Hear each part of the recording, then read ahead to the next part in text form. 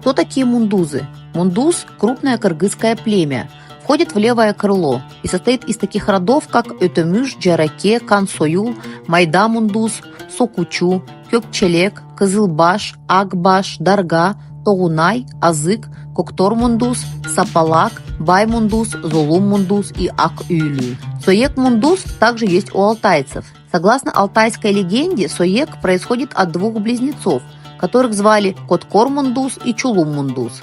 Наличие родов Коктор-мундуз и Золум-мундуз у кыргызских мундузов свидетельствует о прямых этногенетических связях между алтайскими мундусами и кыргызскими мундузами. Существует мнение, что мундузы переселились на территорию Кыргызстана из Алтая в XVIII веке. Мундузы проживают в основном в Джалабадской области.